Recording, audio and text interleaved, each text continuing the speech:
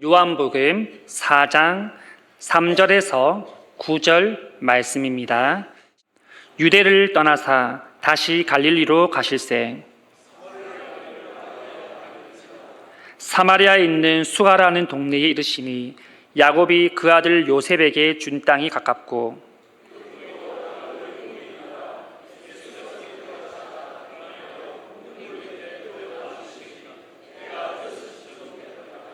사마리아 여자 한 사람이 물을 기르러 왔음에 예수께서 물을 좀 달라 하시니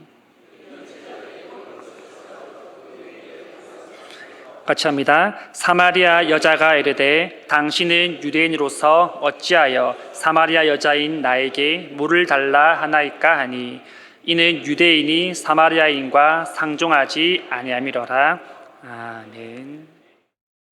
우리가 인사를 나누었지만 다시 한번 우리 옆 사람하고 한번 인사합니다. 하나님은 당신을 사랑하십니다.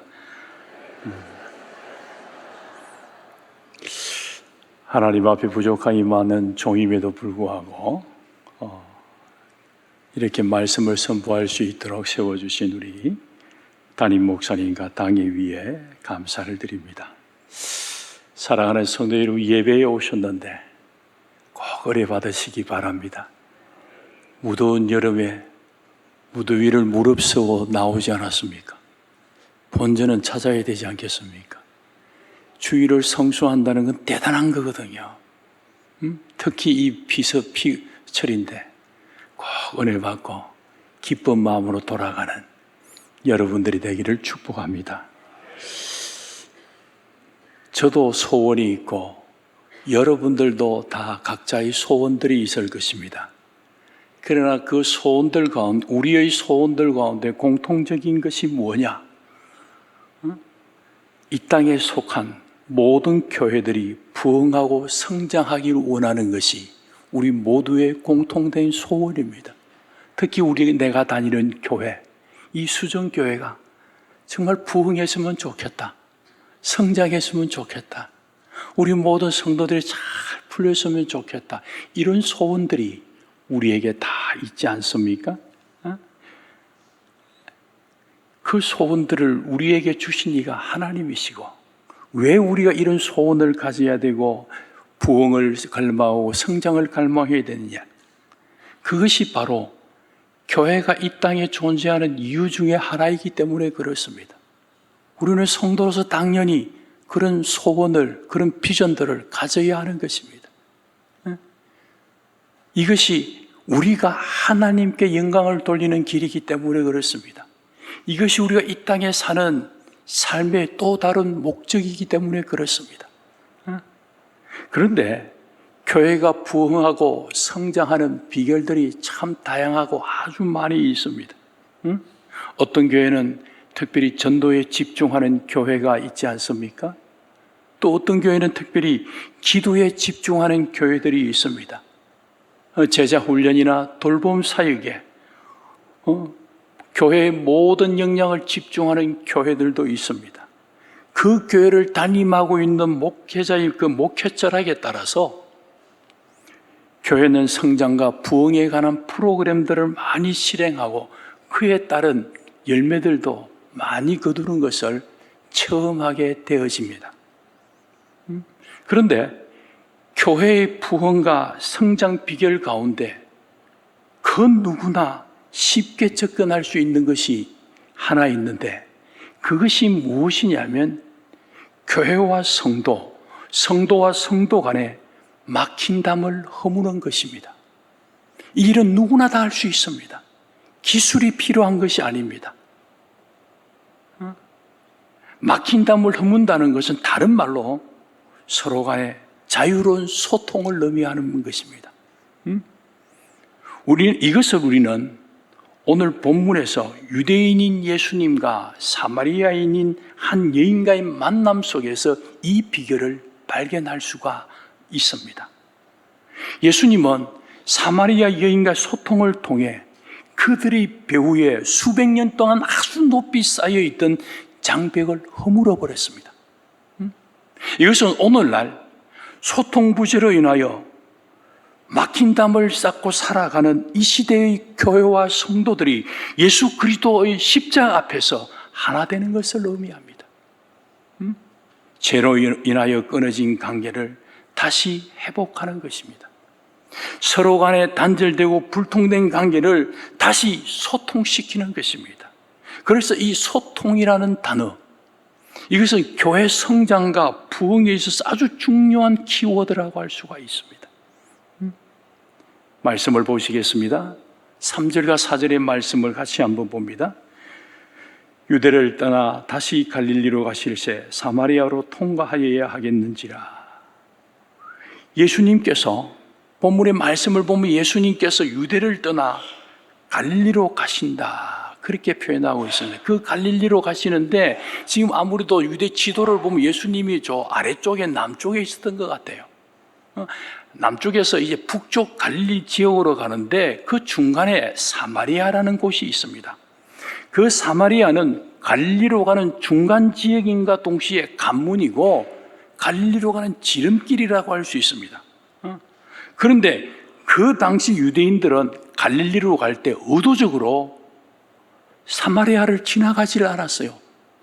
좀 이리 멀더라도 둘러서, 사마리아를 둘러서 갈릴리로 이렇게 갔습니다. 왜냐하면 그 당시의 사마리아인과 유대인 사이에는 서로를 이렇게 향해서 넘어설 수 없는 큰 장벽들이 있었기 때문에 그렇습니다. 사마리아인과 유대인, 그들은 어떤 사람들입니까? 왜 그들은 서로 간에 소통 부재의 담을 삼고 살아가고 있습니까? 유대 역사를 보면 사마리아인은 유대인과 아수르인의 혼혈로 생긴 민족입니다. 그래서 정통 유대인들은 이 사마리아인들을 순수한 혈통을 잃어버린 혼혈 민족, 즉 잡종으로 여겼습니다. 사생아로 생각했습니다. 극우 집단의 유대인들은 이 사마리아인을 개같이 생각해서 사람 취급을 하지 않았습니다. 이에 대한 서로의 반목의 골이 대단히 깊었다라는 것이죠. 그러던 중에 에스로와 느헤미야가 바벨론에서 포로가 된 유대인들을 이끌고 예루살렘으로 돌아왔습니다. 예루살렘에 돌아와서 포로 생활을 청산하고 이제 무너진 성벽을 재건하고 성전을 이렇게 건축하라고 했을 때, 그런데 그때에 본토에 있던 이 사마리아인들이 이방인들과 짜고 유대인들의 성전 재건을 방해했습니다. 그러자 유대인들은 이 사마리아인들을 민족의 배신자로 여기고 하나님의 언약을 파기한 자들로 취급해 버렸습니다. 이로 인하여 그들은 서로를 아주 극렬히 이렇게 미워하게 되었고, 그 미움이 500년이 넘도록 서로를 상종하지 않는 원한의 관계로 전락하고 말았습니다. 이때부터 이들은 서로 간에 불신과 반목의 담을 쌓고 왕래하지도 않았습니다. 이들의 역사는 반목과 원한으로 잃어버린 시간들이에요. 이것은 유대민족 공동체의 가슴 아픈 비극의 역사라고 할 수가 있습니다. 그런데 지금 본문의 말씀에 보면 예수님께서 사마리아를 통과하고 있습니다. 예수님은 유대인이시면서 다른 유대인들이 왕래하지 않는 이 사마리아를 지나가고 계시는 것입니다. 이 장면을 보면 지금 예수님은 이 민족의 반목과 깊은 원한이 담긴 역사의 담을 허물고 계시는 것을 알 수가 있습니다. 사랑하는 성도 여러분, 예수님이 누구십니까? 예수님은 어떤 분이십니까? 오늘 본문의 말씀에 근거해서 여러분들에게 예수님을 소개하면 예수님은 막힌 담을 허무시는 분이시다라는 것이죠. 단절된 관계를 소통시키시는 분이 예수님이시다라는 것입니다. 그래서 사도 바울은 이 예수님을 에베소서 2장 14절 말씀에 이렇게 소개하고 있습니다. 그는 우리의 화평이신지라 둘로 하나를 만드사 원수된 것 곧 중간에 막힌 담을 자기 육체로 허시고 라고 했습니다. 예수 그리스도는 화평을 가지고 우리 가운데 막힌 담을 허무시는 분이시라는 것입니다. 나와 너 사이에 소통이 단절된 것을, 평화를 가지고 와서 단절되는 것을 이렇게 소통시킨다라는 말입니다. 민족 간 민족 간에 사람과 사람 간에, 계층과 계층 간에 너와 나 사이에 막힌 담을 허무시는 분이 예수 그리스도라는 것이죠. 또 예수님은 우리와 주님과의 막힌 담이 없기를 원하시는 분입니다. 영적 관계가 잘 이렇게 원활하기를 원하십니다. 통하기를 원합니다. 그때에 우리의 기도가 응답이 되거든요. 그때에 하나님의 음성이 우리에게 들리. 그래서 하나님은 예수님은 성령을 통해서 우리에게 늘 가까이 다가오시는 것입니다. 관계를 회복하기 위해서요.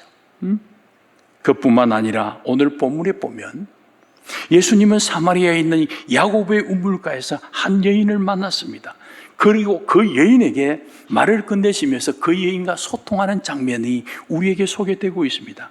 그때 그 여인이 예수님께 어떤 말을 했느냐? 9절의 말씀을 보시겠습니까? 자, 9절의 말씀을 제가 한번 읽어봅니다. 당신은 유대인으로서 어찌하여 사마리아의 여자인 나에게 물을 달라고 합니까? 그렇게 말하면서 놀랍니다. 아니, 당신은 유대인이잖아요. 그것도 남자가 어떻게 나에게 물을 좀 달라고 합니다. 있을 수 없는 일이거든요. 여인이 놀랄 수밖에 없죠. 생전에 이런 경험은 처음 해보거든요. 사마리아인 남자도 아니고 유대 남자가 와서 자신에게 굉장히 친절하게 대하면서 물을 좀 달라고 하니까 이 여인이 놀라지 않을 수 없겠습니까?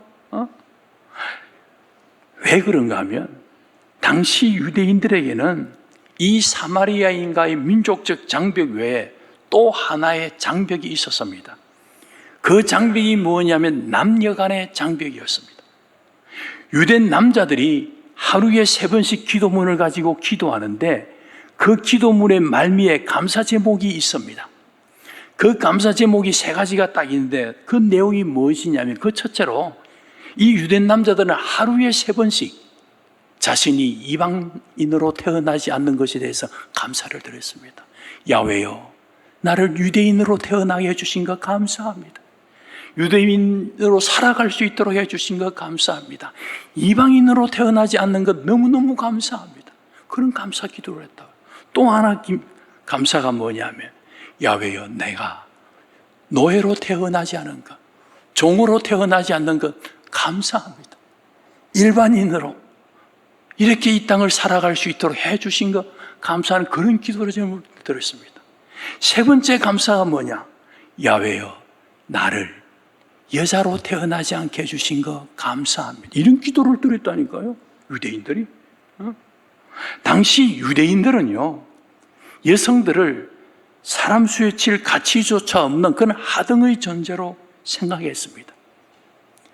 이 유대인들뿐만 아니라 고대 시대는 거의 그랬던 것 같습니다. 왜냐하면 고대 철학자 아리스토텔레스라는 분 우리가 잘 알지 않습니까? 그가 이런 말을 했어요. 만일 여자가 자기 남편과 동등하다고 주장한다면 그것은 마치 노예가 자기 상정과 동등하다는 것과 마찬가지다. 무시무시한 말이죠. 부부인데도 계급이 있다는 것입니다. 남편이 위라는 말입니다. 여자는 하등의 존재라는 말입니다, 부인이. 그러면서 아리스토텔레스가 이어서 이런 말을 했습니다. 여자들이 남자와 자신이 동등하다고 하는 생각은 결국 이 사회 질서를 무너뜨리고 말 것이다. 그렇게 표현했다니까요.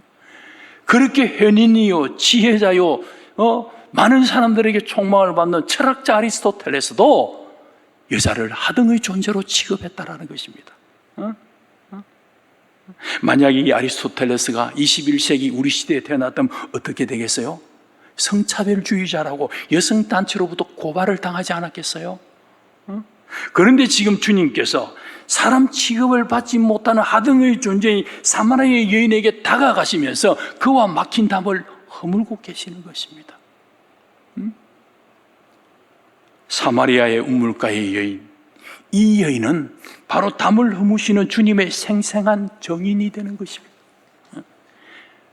특별히 이 시간 이 자리에 계신 우리 여성도님들은 어떻게 보면 또 감사해야 될 제목이 하나 더 생기지 않습니까?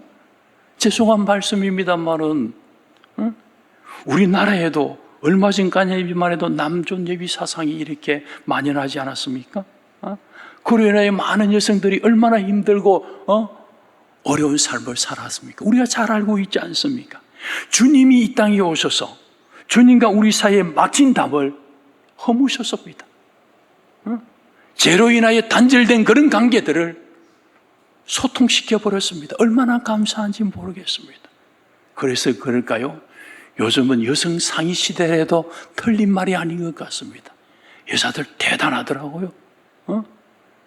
또 요즘 페미니스트들 보면요, 여자들의 활동을 갖다가 굉장히 지지하는 것을 보고 또 여성들의 인권을 이렇게 주장하는 것을 볼 때 대단하더라고요. 제가 한 번씩 목회자들은 월요일이 이렇게 쉬는 날이지 않습니까? 그래서 얼마 전에 이렇게 한 번씩 집에 있게 무료로 해서 드라이브 겸 집사람과 함께 양산에 감리산 기도원에 이리 갔습니다. 제가 자주 가서 이제 월요일은 기도하고 또 한 주간을 돌아보고 시작하고 그러는데 이제 마치고 내려오면서 차나 한잔 하자 하고 그 아래 가면 큰 이렇게 카페가 하나 있어요. 들어가 보니까 주차장도 넓고 어마어마하더라고요. 가보신 분 계시는지 모르겠어요. 거기 가니까 놀란 것은 전부 여자들이더라고요. 남자들이 한 5, 6명 있었으면 저 플러스 해가지고 그 시간에 오후 2시에 남자들이 전부 직장 가죠. 대부분이지. 그런데 한 60명 정도가 여자들이었습니다. 대단하죠. 가서 안을 완전 여성들이 점령해갖고 시끄럽게 노는데 정신이 하나도 없더라고요. 그만큼 여성들의 세상이 된 것 같아요. 제가 한 20년 전에 울산에서 이렇게 목회를 했거든요. 울산의 동구에 아침 문화가 어떤 문화가 있느냐 하면 한 6시 반부터 한 8시 반까지는 모든 직장을 가기 위해 남자들이 안전복을 입고 전부 오토바이를 타고, 제가 동구에 있으니까 미포조선, 현대중공업, 현대자동차 그 주변에 다 있거든요. 대학병원 이런 것들이 있다 보니까 아침에는 전부 오토바이 부대가 그 동구를 뺑 돕니다. 꽉 차요. 전부 남자들이 안전복을 입고 그래 다니죠. 한 9시 반부터 10시 반, 11시 되면요, 또 다른 풍경이, 그들을, 남편들을 다 직장에 보낸 여성들이, 부인들이 자가용을 끌고 다 인근의 카페로 어디 온천으로 어디 쇼핑 나가는 것들을 많이 봅니다. 오토바이가 때문에 차가 밀렸다가 자동차 때문에 차가 밀리는 그런 것들을 보면서 여성들이 이제는 참 이렇게 하나님의 은혜로 양성이 평등해졌다, 그런 것을 이렇게 생각해 봅니다. 그런데 주님께서 우리의 막힌다면 이렇게 허무셨음에도 불구하고 오늘 우리는 너무 많은 장벽들에 둘러싸여 살아가고 있습니다. 아니, 우리 스스로가 반목과 미움과 시기와 정쟁의 담을 삼고 살아가고 있습니다. 그래서 칼막스는 이런 이야기를 했어요. 사회란 인간 대 인간의 끊임없는 투쟁이다. 가진 자와 못 가진 자가 투쟁을 하고, 강대국과 야소국이 투쟁을 하고, 배운 사람과 배우지 못한 사람이 투쟁을 하고 있다. 이 갈등은 지금도 여전히 계속되고 있다. 앞으로도 될 것이다. 갈등이 무엇입니까? 그 장벽의 담이라니까요. 소통이 안 된다는 것이죠. 그래서 갈등을 느낀다는 것이죠. 옳습니다. 우리 사회가 그렇지 않습니까? 여러분, 가족에서 부부관계 소통이 잘 됩니까? 자식과 소통이 잘 됩니까? 직장에서 소통이 잘 됩니까? 담을 쌓아가고 있지는 않습니까? 지금 우리 사회 뉴스 가운데 하나가 무엇입니까? 오래전부터 나왔던 의대생 정원으로 인하여 정원에 반발하여 의사협회와 정부가 한 1년이 넘도록 이렇게 대치 국면에 있지 않습니까? 전공의들이 병원을 떠나고 병원들이 휴업을 하게 되고 이로 인하여 위중한 환자들이 제때 치료를 받지 못해서 어려움을 겪는 이런 일들이 비일비재하게 발생하고 있지 않습니까? 그뿐입니까? 확실하지 않는 가짜 뉴스 같은 것들이 우리 사회의 반목과 대립을 얼마나 가중시키고 있습니까? 총선에서 기득권을 잡은 당이 당리당략에 얽매여서 한 채 양보도 없이 자기들에게 유리한 법안을 불도처럼 무조건 이렇게 강행 처리하고, 정부와 여당은 이를 저지하느라고 쓰지 말아야 할 시간과 물질을 낭비해버리는 이런 모습을 볼 때 내일에 대한 소망이 없는 것 같아요. 왜 이런 일들이 우리 가운데서 일어나고 있습니까? 가만히 들어가 보면요, 소통 부재에서 일어난다는 거죠. 그렇다면 오늘 이 시대를 살아가는 우리는 간연히 모든 갈등과 장벽들을 무너뜨릴 수는 없는 것입니까? 원수는 여전히 원수로 있어야 하는 것입니까? 미움은 여전히 미움으로, 정오는 여전히 정오로, 갈등은 여전히 대립으로 우리 주변에 남아 있어야 하는 것입니까? 아니죠. 이게 해결할 수 있는 방법이 있습니다. 그 방법이 무엇입니까? 바로 예수 그리스도입니다. 복음입니다. 십자가의 능력입니다. 우리는 예수 그리스도로 말미암아 이 모든 죄악의 영향들과 사탄의 권세와 세력들을, 불법과 불의의 현상들을 예수 그리스도로 말미암아 깨뜨릴 수 있다는 것입니다. 우리가 예수 그리스도의 십자가 앞에서 모두 죄인으로 만나면 가능한 것입니다. 내가 죄인이라는 솔직한 신분으로 우리 주님의 십자가 앞에 서면 우리는 막힌 담을 무너뜨릴 수가 있다는 것입니다. 주님, 내가 죄인입니다. 내가 아간갓 같은 사람입니다. 내가 불통의 주범입니다. 나를 용서해 주옵소서라고 두 손을 들고 주님의 십자가 앞에 우리가 서면 그 십자가의 사랑으로, 그 십자가의 능력으로 소통이 단절된 것이 원상 회복되어진다는 것입니다. 사랑하는 성도 여러분, 담이 무너지고 하나가 되는 것, 단절된 단계가 소통되는 것, 이것이 바로 교회 성장의 출발점입니다. 여기에 그리스도의 영광이 있습니다. 막힌 담이 무너지고 성도 간의 소통이 원활한 교회가 건강한 교회라고 할 수가 있습니다. 바로 그 자리에 그리스도의 참된 제자들이 있습니다. 교회와 성도들이 하나 되지 못한 채 반목과 대립의 장벽들로 가로막혀 있으면서 교회가 이렇게 커지게 된다면, 크면 클수록 문제를 더욱 심각하게 안게 되는 것입니다. 교회의 역사에 보면 교회의 부흥이 어디에서 출발하느냐? 담이 무너졌을 때부터, 소통이 시작되었을부터 교회가 부흥해진다는 것입니다. 교회 안에 분쟁과 갈등의 담이 가로막혀 있을 때 교회는 힘을 잃습니다. 힘만 있는 것이 아니라 그 교회에 하나님의 영광이 떠나게 되어버립니다. 나는 수정교회가 담이 무너진 교회, 장벽이 없는 교회가 되기를 소원합니다. 성도와 성도 간에, 교회에 오래 다닌 성도들과 새가족 간에, 기성세대들과 젊은이들 간에, 교역자와 교인 간에 막힌 담이 없이 소통이 아주 원활하기를 소원합니다. 이런 교회가 부흥하고 성장하는 아름다운 교회입니다. 예수님은 사마리아를 통과하실 때에 여행에 지쳐서 수가라는 동네 한 우물가에 앉으셨습니다. 8절의 말씀에 보면 제자들은 먹을 것을 사러 동네에 들어갔고 예수님은 홀로 우물가에 계신 것을 볼 수가 있습니다. 7절에는 그때에 사마리아 여자 하나가 물을 기르러 우물가로 나왔다, 그렇게 표현합니다. 그때에, 그 시간이 유대 시간으로는 제6시였다라고 성경에 기록하고 있지 않습니까? 이 6시는 우리 시간으로 낮 12시입니다. 6시간의 시간차가 있습니다. 성경이 예수님께서 우물가에 앉으신 그 시간을 언급한 것은 그 시각에 물을 기르러 나온 한 여인을 조명하려는 데 그 목적이 있습니다. 우리가 잘 알고 있는 것과 같이 중동지방에서 낮 12시는 사람들이 활동을 멈추고 낮잠을 자고 잠이 쉬는 시간이라고 할 수 있습니다. 왜 그렇습니까? 지중해의 뜨거운 햇볕으로 인하여 이렇게 생활할 수가 없기 때문에 그렇습니다.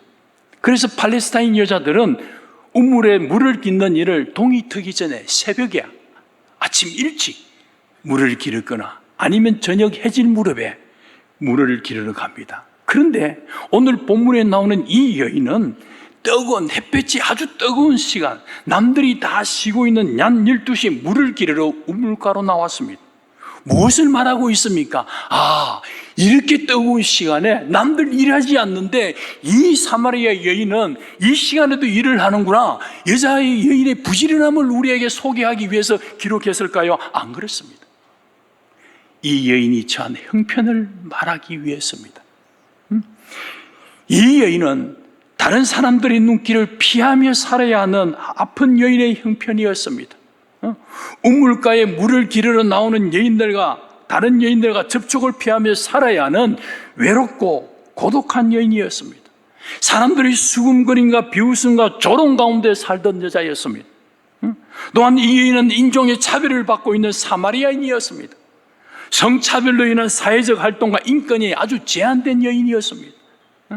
여러분, 이 여인의 고독함을 이해하시겠습니까? 거기 성경을 이렇게 깊이 들어가 보면요, 이 여인의 외로움과 아픈 형편, 우리가 한번 생각해 보면 이루 말할 수 없으면 이해가 안 되는 것입니다. 그런데 그날 우물가에 예수님이 왔습니다. 우물가에서 만난 유대 남자 예수님은 여인을 대하는 방법이 달랐습니다. 사람들이 소통을 단절하고 멸시하고 비웃던 그 여인을 예수님은 상대해 주셨다라는 것입니다. 여인에게 아주 친절하게 다가갔습니다. 그리고 그 여인에게 관심을 보이면서 먼저 말을 건넸습니다. 뭐라고 했습니까? 나에게 물을 좀 달라. 물을 좀 달라. 여러분, 주님께서 이 여인의 신분에 대해서 몰랐기 때문일까요? 아닙니다. 예수님은 이 여인의 과거를 잘 알고 있습니다. 현재도 잘 알고 계셨습니다. 과거에 그에게 남편이 5이나 있었던 것도 알고 계셨고, 현재도 그 여인은 남자하고 살긴 사는데 그 남자가 자기 남편이 아닌 남자라는 것도 알고 계셨습니다. 그럼에도 불구하고 주님은 사랑과 관심을 가지고 그 여인을 만났다라는 것입니다. 이것이 바로 죄인된 우리를 찾아오시는 주님의 사랑이라고 할 수가 있습니다. 사랑하는 성도 여러분, 본문에 나오는 우물가의 여인, 이 여인을 가만히 묵상해 보십시오. 묵상해 보면 그 여인 속에 투영되는 얼굴이 딱 하나 나타나는데 그게 바로 저와 여러분의 얼굴입니다. 내 얼굴이 그곳에서 있습니다. 바로 우리의 모습이 그 여인의 모습이라는 것이죠. 우리가 누군지 아십니까? 우리도 삶이 더러운 사람들이지 않습니까? 부정한 사람들입니다. 과거도 현재도 자랑할 만한 것이 하나도 없는 허물투성이들입니다. 상처가 있는 사람들이고 부끄러움 있는 사람들이고 고독함과 외로움을 안고 살아가는 사람들입니다. 그럼에도 불구하고 주님은 오늘 우리를 찾아오셔서 하시는 말씀이 뭐냐? 누구야? 나에게 물을 좀 달라. 주님이 상대할 수 없는 죄인된 우리들이지만, 더러운 존재들이지만 주님은 우리를 더럽다 하지 아니하시고 외면하지 않으시고 물을 좀 달라고 하십니다. 물을 좀 달라는 것이 무엇입니까? 난 너와 소통하고 싶다. 너와 막힌 담 허물고 싶다. 주님의 이 사랑을 이해하시겠습니까? 우리가 이 사랑을 받은 자임을 아십니까? 지금도 우리는 이 사랑을 받고 있는 자라는 것을 아십니까? 사랑하는 성도 여러분, 우리의 삶이 힘들고 지칠 때, 외롭고 고독할 때, 내가 그렇게 사랑하는 이와 소통이 단절이 될 때 우물가의 예수님을 기억하십시오. 내게 다가와서 물 좀 달라 하시며 사랑의 음성으로 소통의 손을 내미시는 주님을 기억하시는 성도님들이 되길 바랍니다. 이 땅에서 날 찾아와 반겨주는 이 아무도 없지만 주님은 여전히 인생의 우물가에서 나를 기다리고 계십니다. 세상 모든 사람들이 나를 비웃고 관계를 단절하고 조롱할지라도 주님은 나를 사랑하시는 것입니다. 오늘 이 예배의 자리가 여러분이 주님과 소통을 회복하는 우물가가 되기를 진심으로 바랍니다. 오늘 우리는 거룩한 주일 하나님 앞에 예배드립니다. 예배를 드리는 이 시간이 우리 인생에 있어서 얼마나 복된 시간인 줄 모릅니다. 그러므로 이 시간 우리는 함께 마음을 함께하여 새겨두어야 될 것이 두 가지가 있습니다. 그 무엇을 새겨야 되느냐? 하나는 주님은 담을 허무시고 소통하기를 원하시는 분이라는 것입니다. 주님은 나와 소통하기를 그렇게 원하세요. 지금도 내 마음의 문 밖에서 나를 두드리고 계십니다. 나는 주님 앞에 엎드릴 때마다 주님이 이 문제 해결해 주세요, 이 문제 해결해 주세요라 할지 모르지만 주님은 그 문제 해결해 줄 테니까 제발 마음의 문 좀 열어라, 그렇게 말합니다.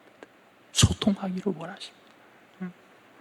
그래서 그 소통을 위해 당신의 생명까지 우리에게 주시면서 우리가 막힌 담을 허무신 분이 주님이시라는 것입니다. 두 번째로 주님은 사마리아의 여인 같은 우리를 찾아와 주셨다라는 것이죠. 내세울 것 하나도 없고 보잘것없는 죄인된 우리지만 한 하나님, 한 성령을 함께 고백하면서 한 교회의 지체가 된 우리들이지 않습니까? 그러므로 우리 가운데 주님과 소통이 단절된 성도가 없기를 바랍니다. 교회에 나와서 홀로 외로워하고 고독을 느끼는 성도가 없기를 바랍니다. 우리 모두 예수 그리스도의 십자가 앞에서 주님의 보혈로 소통하는 은혜가 있기를 간절히 바랍니다. 교회는 예수님이 사마리아 여인을 만났던 우물가와 같은 곳입니다. 예수를 믿으면서도 아직까지 소통의 걸림돌이 되는 막힌 담을 가지고 예수를 믿는 분은 없습니까? 오랜 기간 우리가 예수를 믿었다고 하면서도 교회만 나오면 어떤 이는 사마리아인처럼 어떤 이는 유대인처럼 살아가는 분들은 없습니까? 그렇다면 이 시간 막힌 담을 허무시는 그 주님의 우물가에 주님이 우물가에 여인을 찾아오심을 생각하면서 이제부터라도 사랑과 섬김으로 막힌 담을 허물고 소통을 회복하는 수정교회 성도님들이 되기를 주님의 이름으로 축복합니다.